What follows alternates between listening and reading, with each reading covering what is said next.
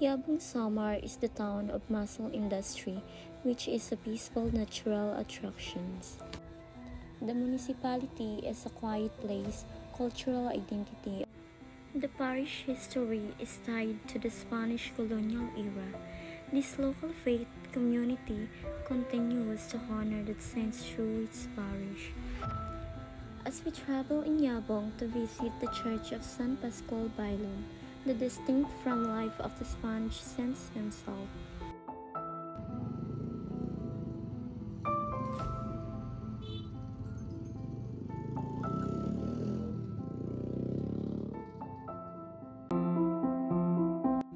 This time, we are in charge of Yabong to know the history of San Pascual Bailon.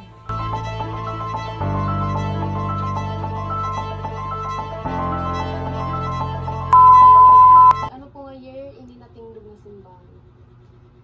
Ang pagkasabot.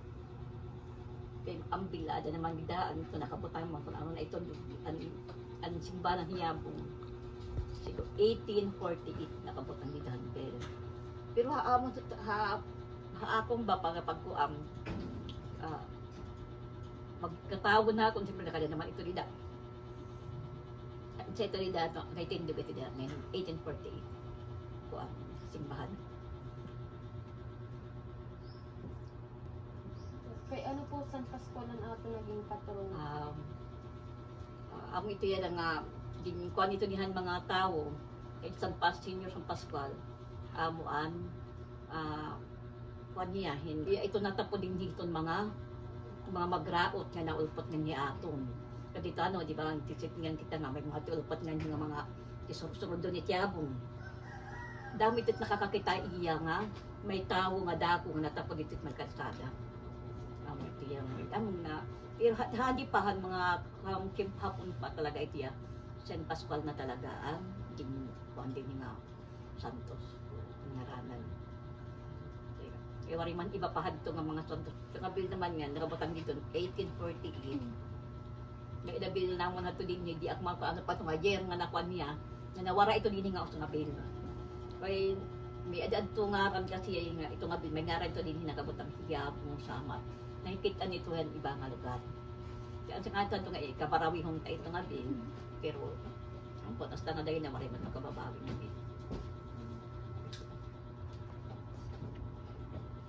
Ito yung nga bill namo nga nakabutang dito nga 1848. Gin-display ito yan na amon kora paroko. Pero ang nakabutang kasi 1848. Ito yung lihis. Nakalubog ito ang tanan nila nga mga bill. Siguro nakakita kami ito upat. Kami ito ang mga bill namon tiniyabon. Pinaglumalumaan na. Amo ito nga ginlubong ito nga mga bill. Kay lain pangawaton para na inabuhatan mga kasantusan namon dinhi nga pinangawat kay kasi kadam alit ang mga kasantusan din for mga antique. This antique bell buried to protect it from invaders with a prophecy that it will one day be unearthed.